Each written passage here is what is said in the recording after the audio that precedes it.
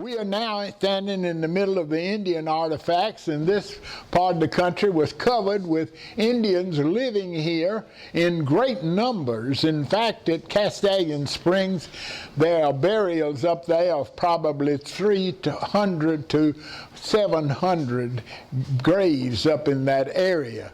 So there were a lot of people, Indians, living in this area. For some unknown reason, those Indians left here about 500 to 1,000 years ago, never to return to live in permanent settlements in this Middle Tennessee area. Now, the Shawnee tried to come in here sometime in the 1700s, but they were run out by the tribes around it. The tribes around it were the Cherokee off to the east, the Creeks to the south, and the Chickasaws and Choctaws to the west, and the Shawnee and Iroquois nations up to the north. So this was a hunting ground for those tribes, and they were able to live together if they were hunting in this area, but they fought each other all other times. So we find Indian artifacts mostly all over this county. The oldest Indian artifacts in this county are at Portland, Tennessee, in a cave up there that is probably Paleolithic. The most of the Indians that lived down here were the Mississippian culture, which was the mound builders and so forth. So you can see pottery and Indian arrowheads and other things from the Indian this areas here. A lot of this pottery came from the Hendersonville area out off the Stop 30 Road. It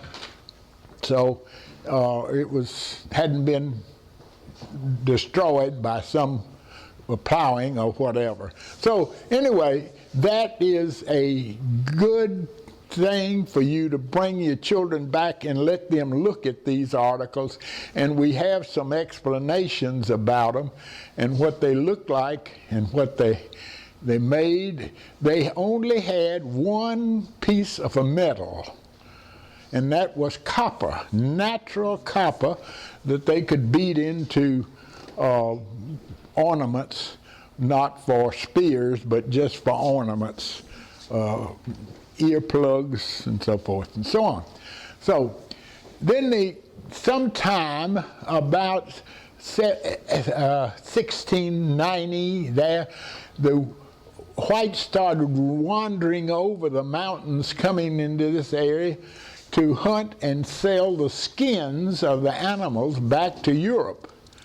So then along about 1760s, the long hunters came in here, and they came in here in groups of 8 or 10 at a time, and lived and for a few months killed and skinned the games, carried them back by horseback across the Cumberland Gap back into East Tennessee and then back into Virginia and sold them overseas.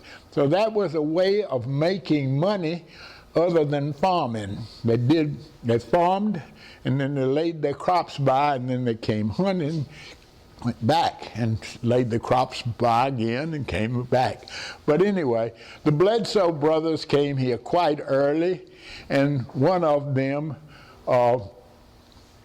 lived out at Castagon, and his brother later came on and lived at Castagon. Both were killed by the Indians before, but you can name the creeks and streams in this part of the country by those first settlers: Drakes, Manska, Bledsoe, and so on and on and on. We're going to come around a little further, and we'll see the Bledsoe brothers had 2 forts in Sumner County. The older brother was in the militia in North Carolina, and he got one deed, and it's a copy of it over there. of 6,280 acres of land in one chunk out at Cascade Springs. His brother had a smaller 640, but he had bought 2 or 3 more, so he had a little over 1,200 acres. And they joined each other out at Cascade Springs. One of their forts, the older brother had a fort over on off of 25, back that way, and the younger brother had a fort there in Cascade Springs, and now the state, Sumner County owns 96 acres out there with that fort site located, not built back, but located, and we have moved in some log houses and a rock house out there for people to go see.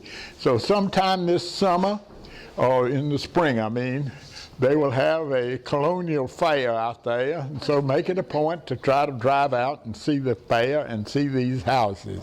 More than a third of them were killed by the Indians before the Indian Wars were over, and it was a slaughter, and there wasn't any way for North Carolina to send in enough people to protect these people. They were raising big crops because the land was so rich. It was so rich that they could just knock down a few trees and plant right in between the stumps and raise crops of corn and other tobacco and other stuff. And then they didn't know what to do with the food that they got. So then they started making flatboats. Flatboats were made that would draft only a couple of feet of water, and they could float them down the Cumberland River all the way to the Ohio River and down the Ohio River to the Mississippi and then down to New Orleans.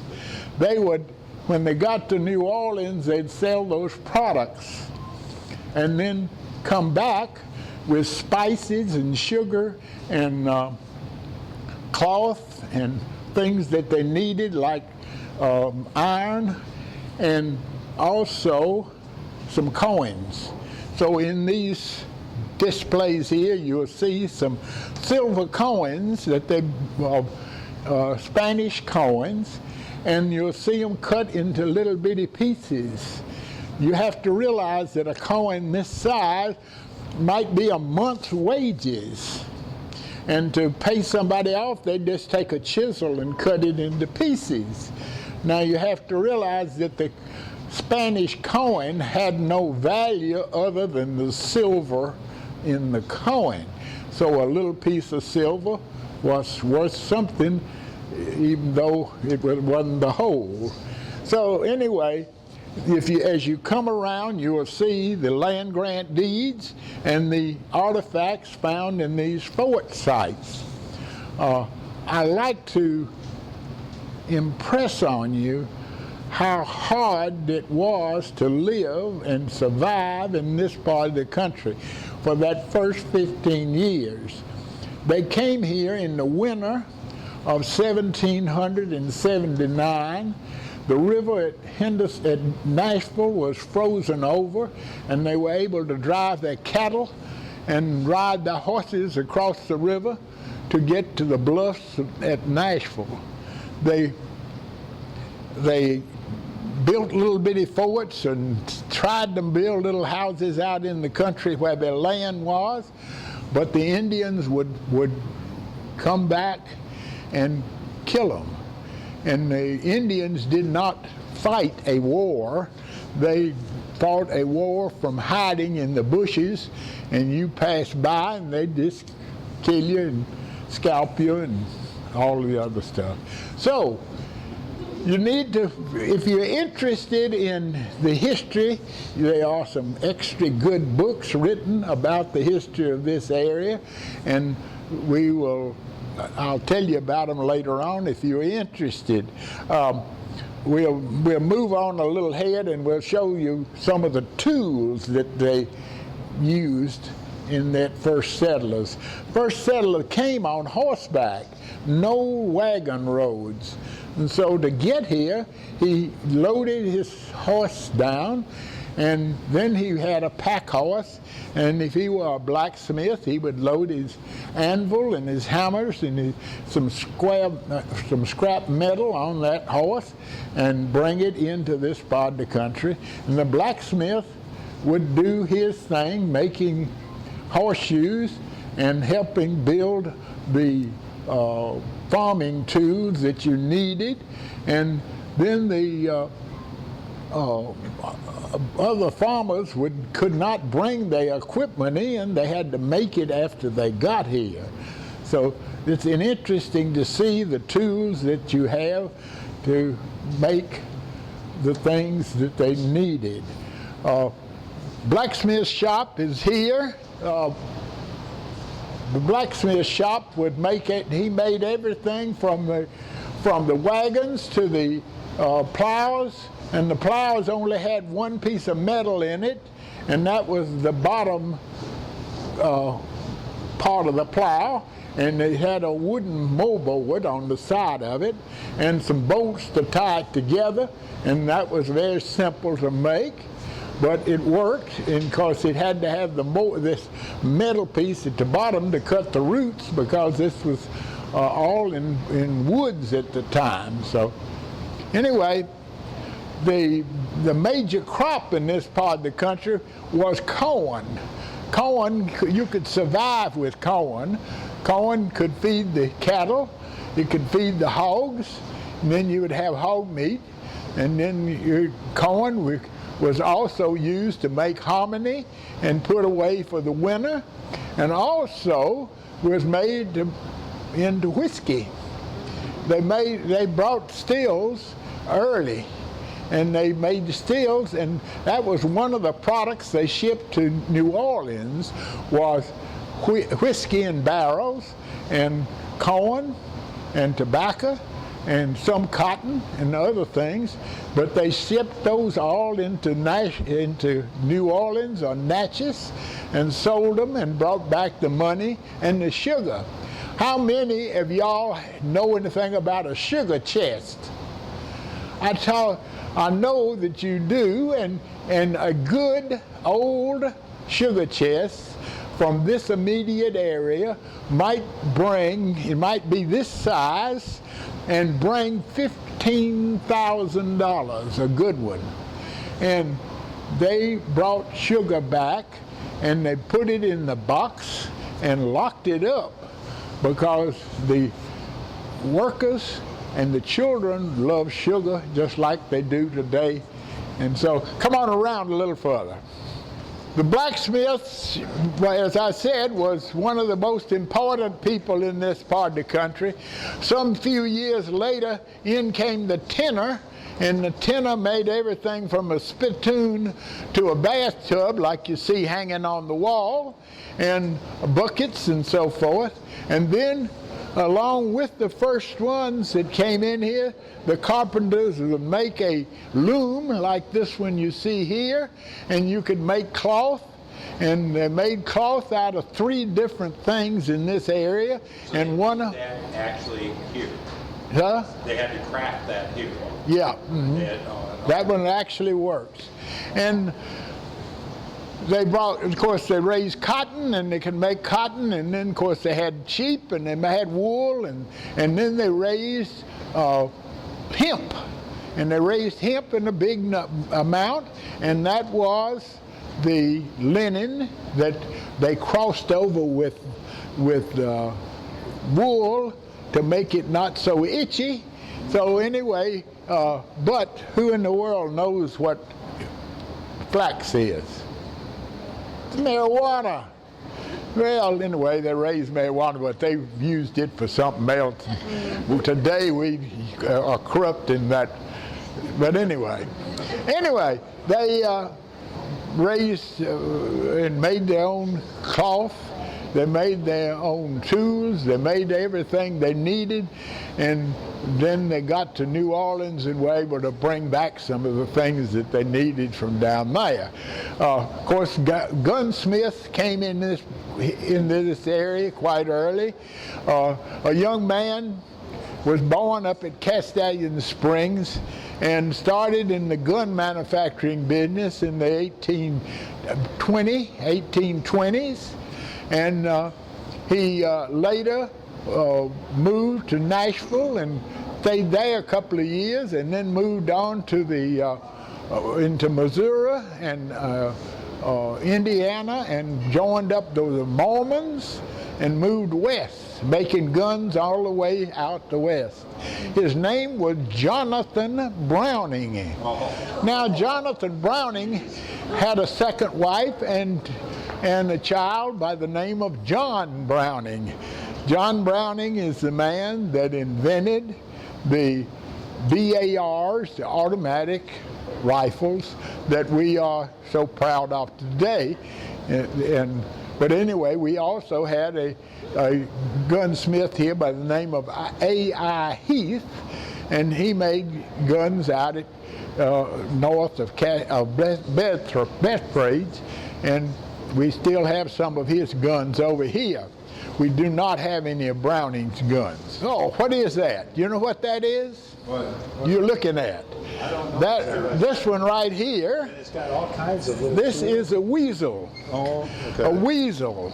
And not every child in the country knows the song of Pop Goes the Weasel.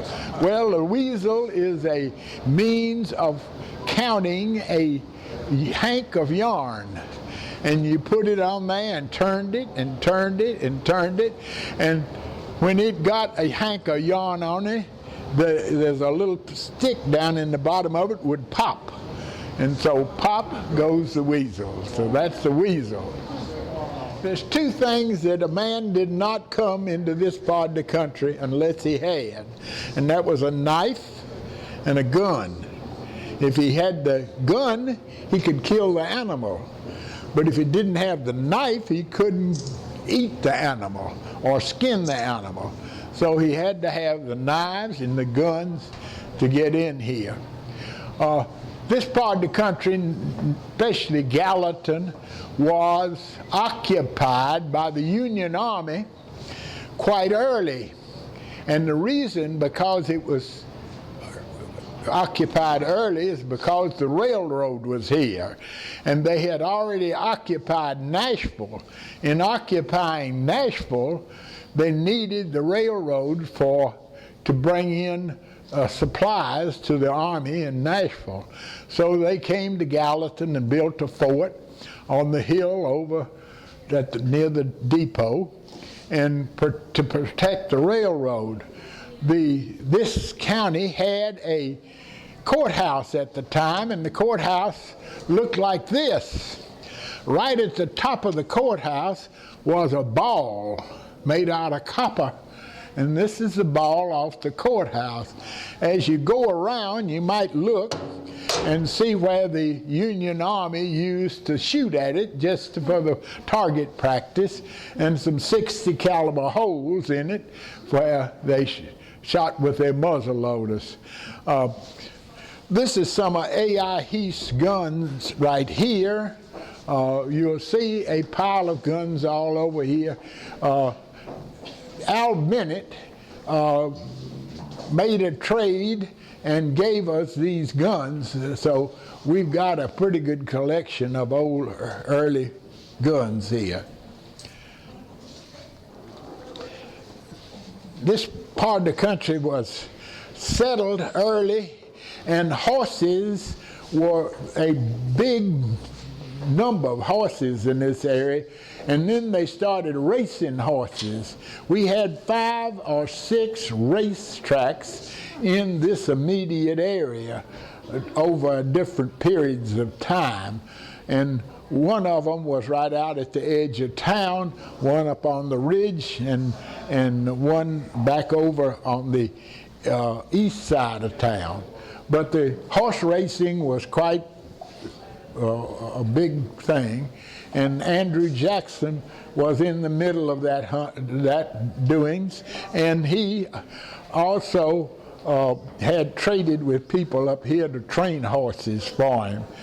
Along about I'm jumping ahead a lot, but in 1928, a group of influential men, families out of north, came down here, Fleischmans and a bunch of others that were quite rich, and they made a deal to buy on notes mostly most of the land between Gallatin and Hendersonville, and they called it Fairview.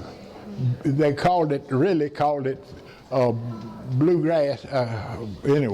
Anyway, they Grassland International Steeplechase was right across the road from the college now, and that steeplechase only lasted 2 or 3 years, and the Depression hit, and those people just disappeared. And a lot of people in this part of the country lost a lot of money over that deal. But anyway, the different people made big chunks of money over the years selling and buying land. At North Carolina could not afford to pay its army, so they gave them land in Tennessee. A lot of those young men decided, I don't want to go out into the wilderness where the Indians are killing the people. I'll just stay here and I'll sell my land.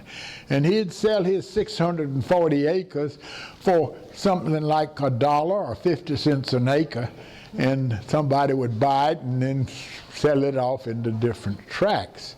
So the way that Sumner County grew was because of these land people, and so many of them. And the Franklins came in here quite early, and there's a big group of Franklins, and one of them decided that New Orleans and the Mississippi Delta needed black slaves. And so he was buying them in Virginia, where they had been for years and years and years, transporting them to Mississippi, and made a good deal of money.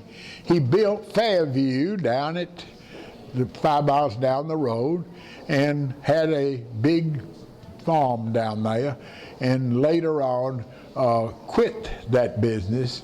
And but anyway, it became a pretty good sized farm, and over the years it was up and down and up and down. And you'll Was he the one that married Alicia?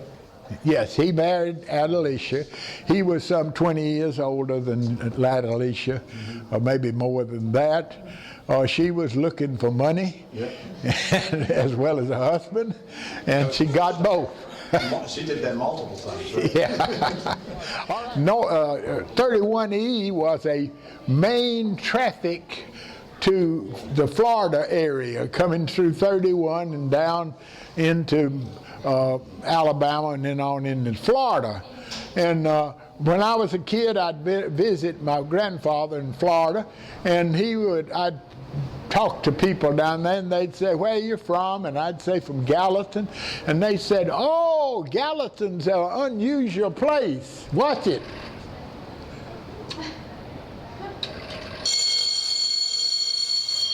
And they'd say, "Oh, that's where the street light rings." So that's the street light. Not many people can give you a definition on history. Most of the time they shorten it too short. History is right on us all the time. And right by here is this Anderson young fella, was born and raised here in Gallatin.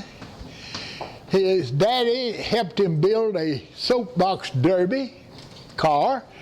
He went down the hill at probably 15 miles an hour and enjoyed it so much that he later joined the government Air Force and became a U-2 pilot, traveling at faster than the speed of sound. So that's history in the present day. So come on around this way. Oh, we have clothes here. This is a dress of Miss Tennessee in 1930, whatever is it, two it is. But anyway, she was a local yokel. Civil War was a tragic time in the history of this United States. It was a thing that had to happen. There was no real easy solution to it. And I can explain to you why I say it that way. And the way I say it is, a man in Tennessee could gather up $1,000 and move to Mississippi and buy 1,000 acres of land or more. But he could not raise enough children to work that 1,000 acres. So he started buying those slaves out of Virginia and the coastal land to raise cotton. Cotton was a product that he could sell overseas by the boatload. He was making big money, but his net worth was not his land, it was not his tools and not his house, but his workers. So how could the federal government or any rule made by Congress take away his net worth? They did. The war came. More men were killed in the Civil War than all other wars put together. This was a tragic time. In this part of the country, land went unworked for 5 years. The taxes were not paid for 5 years. It was a tragic time in the families. Most of the young men coming back from the Civil War could not even afford to get married and start raising families until they got the taxes paid and all the land cleaned up and so forth and so on. So it lasted for another 10 years before everything got partially straightened out. Of course, we've had problems since then, and it was nothing but right that these things happened in the 60s. And we now have a little bit better working with the blacks and the whites, and we will get better as time goes on. If you got any questions, I might be able to answer some of them anyway. But anyway, the Vietnam War was a tragic time in our history. It's a war that we lost. We really lost more men there percentage-wise than any other war we were ever in. That we have a lot of kids to come through here, and this is just a little spirograph. You can get it working by doing this and that scrap iron down there, and then it'll make a picture which will always be different. It'll never be the same thing. I'm 85 years old. I do not own a computer. I do not own whatever that thing is you hold in your hand and put your fingers on. I got a telephone, but that's all I know about that. But in this case right here is some of the early computing machines that were around in the early times. I was in the concrete business, and they called me from the bank and they said, we want you to come up here and we're going to build this room in the basement. I believe it was 40 foot square.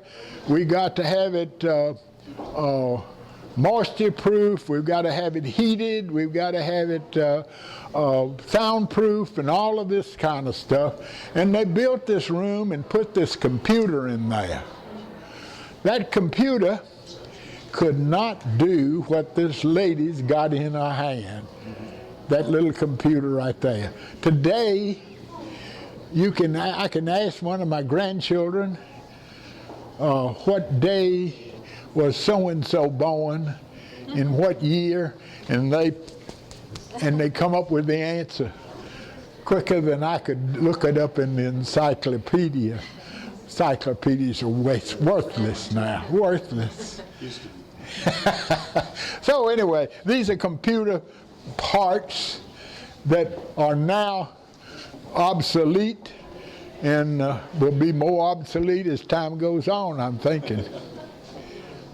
You think about a kitchen that you have today that you can automatically punch a few buttons and the meal will cook when you come home, be cooked when you come home. Well, these ladies worked hard all day and to try to get their food ready, and they did things like, for instance, today you open a can of beans, but this lady here might go out and pick beans all morning, cook them down till they were real ready to eat, and they'd be real hot, and she would take a few jars like this that would have a little tin top and put a little beeswax around the top of it and pour those hot beans right in that jar and put the little top on it and take this out of the fire and put it on top of the tin top. It would melt the beeswax. All of a sudden, the beans started getting cold. What happened when they got cold? They drew that top down like that, and it was a vacuum sealed jar. So this is, you just think about all the work they went through to get to do these things: churn butter, cook over the fire, burn your face, haul in the wood. I got a question. Who is the smartest person here? I want them to tell me how you took a bath in that bathtub. Do you get in there with your feet down? Do you get in there and put your feet out? I haven't figured it out yet.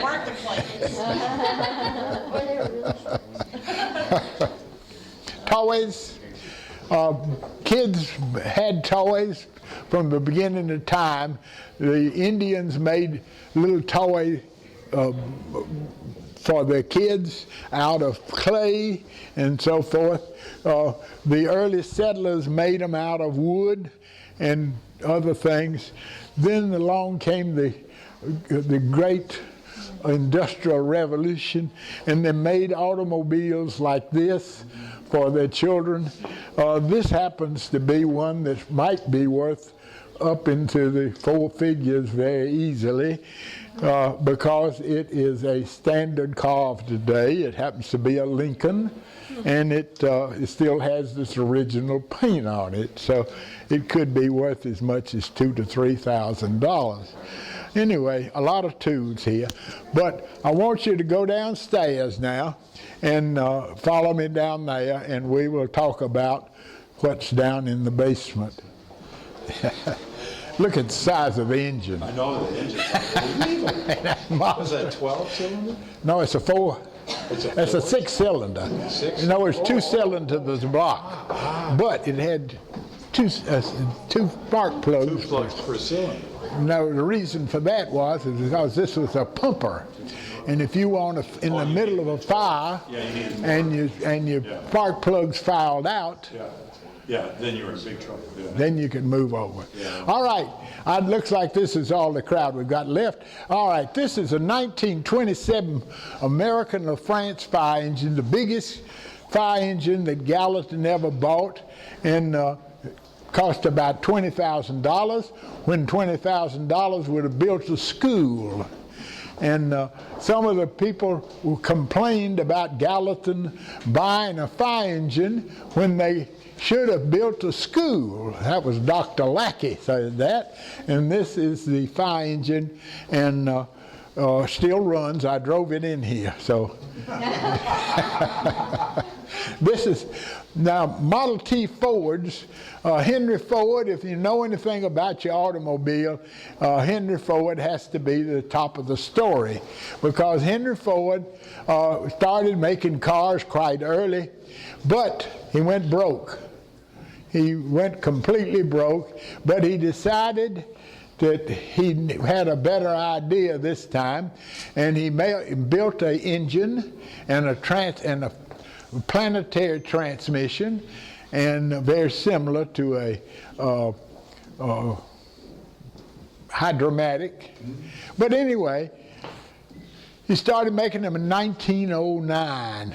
By 1913 or 14, the people that had been supporting him money-wise were Jewish people out of New York, and they were trying to take over his business.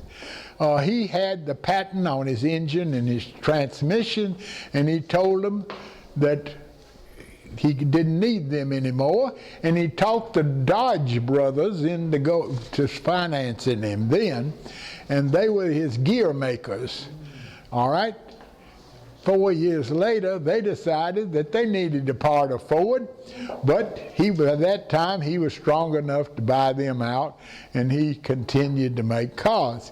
He made 27 million cars from 1909 to 1927, and sold them all over the world.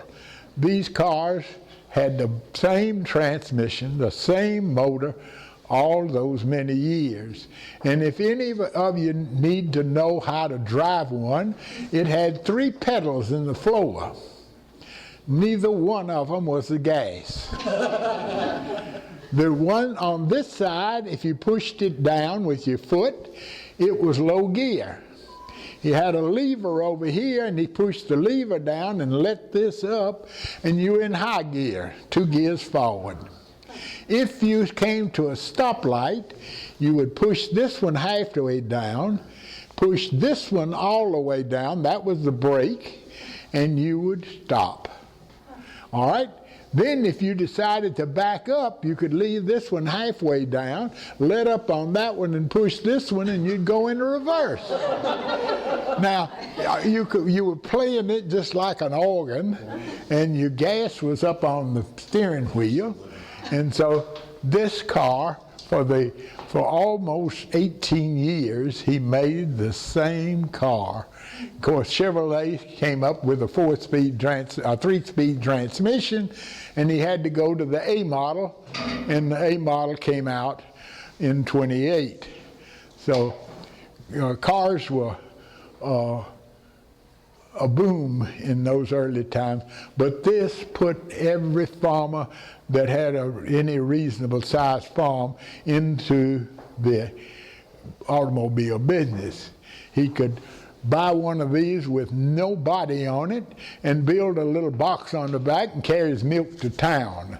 He could put chairs up in the back of it and carry his family to town. So it was interesting.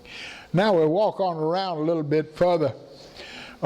Gas pumps, in those days every country store had a gas pump but no electricity. So for this pump, you had to pump it up by hand, and it came up into that visible tank, and then you drain out whatever you wanted, 2 gallons, 4 gallons, or whatever. And so, but they also had this sign on that gas pump. Somebody read it. Notice filling service will not be rendered while motors are running. Occupants smoking, I can't read the one word. Lamps. Burn. Now see the lamps on the side of the car? Burning, yeah.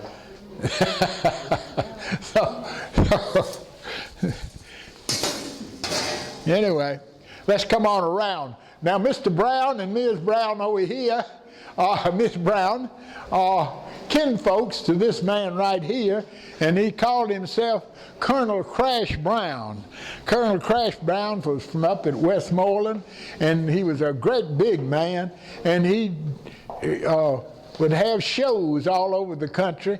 He'd drag a bunch of old cars out and jump over ramps, run through walls of fire. He would get in a box and shoot himself up with a stick of dynamite. He did all of those things and lived to be quite an old man anyway. But anyway, Crash Brown was one of the noted people of this part of the country. You can see we brought the sign from Sumner Drive-In Theater down here because we thought it was unusual. John, tell everyone why the 51 license plate is orange. License plates started out rectangular, and then sometime in about 1937 or 36, I believe it is, 36, they started making them the shape of Tennessee. And then they kept on going, and then they finally blocked them down to a rectangle again and left the Tennessee shape up on the top of it. So from 1936 through 1956, they were the shape of the state of Tennessee. And Why it's an orange one? Daddy, why do you think it's orange? That's the year Tennessee won the national championship. Oh. No, it's orange. That's a good reason. That's a good reason. we were talking about horse racing. Horse racing, as I said, was a big thing in this part of the country, and we had lots of race tracks. Also had what was called sulky races. They were two-wheel, high-wheel sulkies like this one. I found this one out in a barn out on Cage's Bend Road, and it's still in pretty good shape. You race the horses, man up there, and he'd lean over sideways and go around the curves.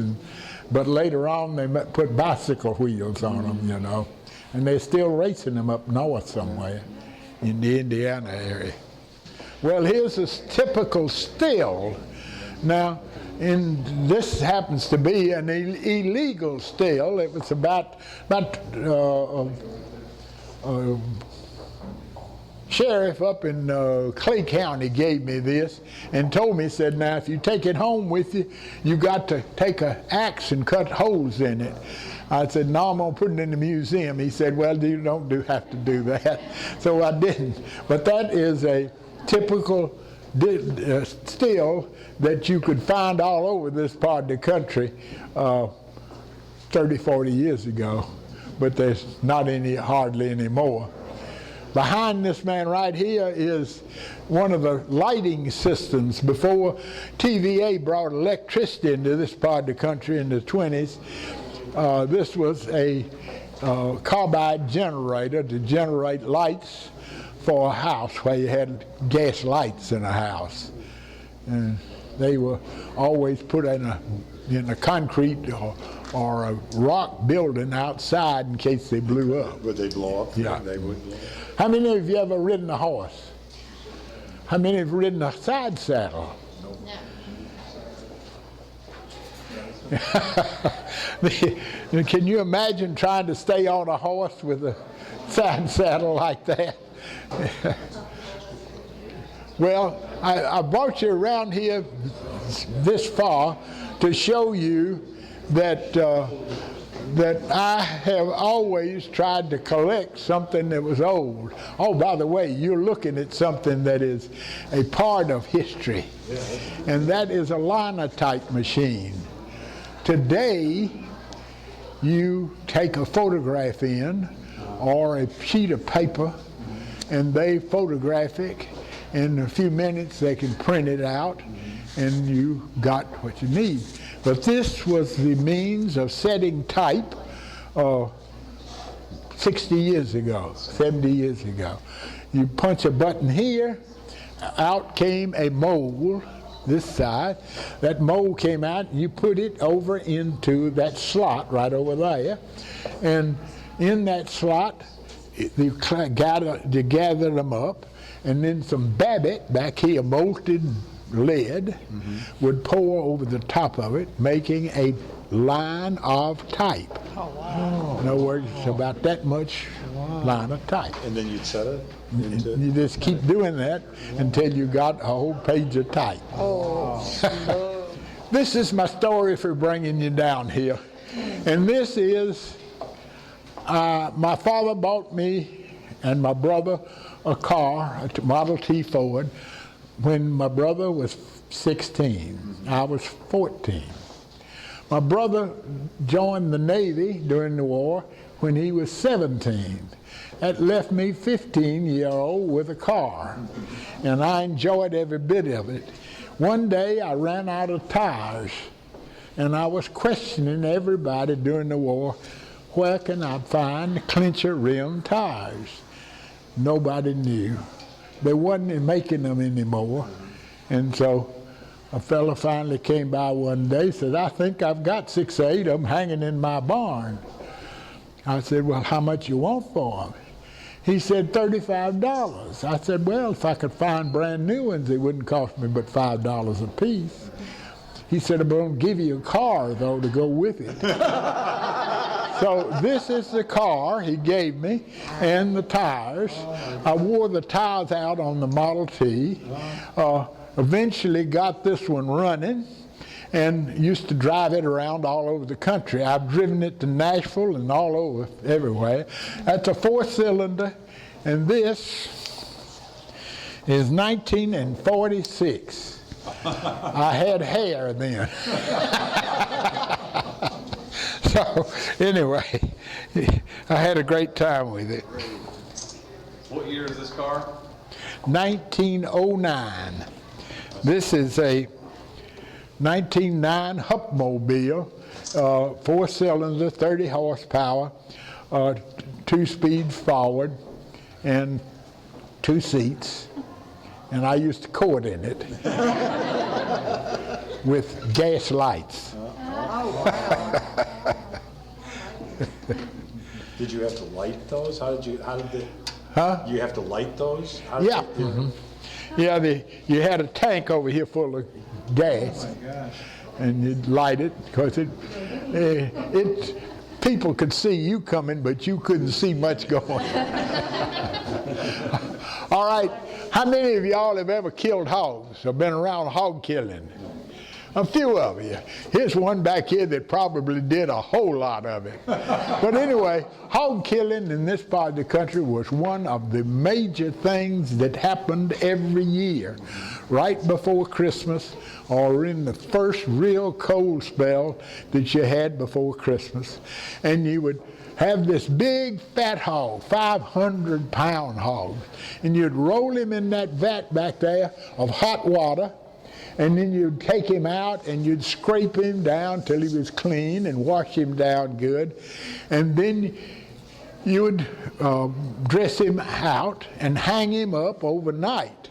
The cold air at night would gel this fat hog when he cooled down, and the next morning you could cut that hog up into whatever you wanted, shoulders and hams and back strips and ribs and all of these things, and then all of the fat you would boil in that pot over there and mash it down, and you'd have lard. Everybody used lard in those days to cook biscuit, and they were good, those, and better too. But anyway, hog killing was, and that was one of the products that was shipped down to New Orleans by the first settlers. Hams and shoulders and hog meat and lard. So anyway, then you'd salt him down over here in this big log over here, and you'd salt it down, and that would preserve the meat, and then you would hang it in the smokehouse and smoke it. Now the smoke was not to give it flavor. A lot of people think so. It was to keep the flies from blowing it. So you had to smoke it enough in a dark room to keep the flies from getting to it. one of the things in the 1930s, this part of the country was losing all of its rich land. It was floating away. And so they started selling Lespedeza seed. And that would put nitrogen in the soil. So every big farmer had one of these little seed cleaners that would clean the seed so that they could plant every so often and build the land back up. So this was a seed cleaner. Now, some fella decided he needed a storage bin for his seed corn, so he found this hollow sycamore tree and built this thing to store his seed corn in. By the way, in 1769, there was a man that lived out at Castagon Springs in a hollow sycamore tree that was 9 foot through inside, and his feet were so big that the Indians did not ever track him down because they thought he was some kind of giant. His name was Spencer. Now, Spencer had a lot of stories about his ability to do things. One of them was he was sick one day and helping 2 men build a log building. The 2 men couldn't get the log up, but Spencer got up from his sick bed and put the log up. So these are the kind of stories they tell about Mr. Spencer. One of them was he was at the fort down at Goodlettsville, and 2 men got in a fight. He decided which one was the bad guy, and so he just goes over and picks the man up and throws him over a 8-foot fence and outside. And the man peeps back through the crack. Mr. Spencer, if you will throw my horse over, I'll be on my way. Now I've got a question for you ladies. This is an apple cider mill. It took an apple and you crushed it and you pressed out the juice and you had apple cider. But what is the product of a cider mill? Whiskey, mash. No. Vinegar. Oh. Vinegar. Every farmer had to have a certain amount of vinegar to preserve food, such as cucumbers, cabbage, and other things. So you had to have it, and you couldn't, it was too expensive to buy, but you could make it yourself by getting a barrel of cider and putting it in the smokehouse, and it would become vinegar, and then you could use the vinegar for preserving foods. Now at the top of the steps as we go out is a little bit of the history of the music business in this part of the country. And you were in the music business to some bit? A long time ago, Yeah. For a while. Well, up there you'll see a picture on the wall of Dr. Humphrey Bate and his possum hunters. They were the first of the Grand Ole Opry in 1924, and he was a medical doctor out at Castagon Springs, and he had his band, and they would go down there to play on radio. But they were dressed with their ties and suits on. Today, a performer goes in out there with ragged breeches and a hat on and partially dressed. Very unusual, but they were being on television. So it's a lot of different stories about the music business in this part of the country and so forth. Other things are around here, and I have not shown you everything. I just didn't want to be here too long, and I could probably go on and tell you more. One of the strange things is this little box right here. This little box. I read in a history of Woodbury, Tennessee, one time that a man laid by his crops. That means he plowed it for the last time, his corn, and he was going out to sell wooden hens around the country. Now, that is a wooden hen, and what it is an incubator. But it took me a little while to figure out what a wooden hen was. But it's wooden. It takes the place of a hen in that it hatches the eggs and so forth. So, all right.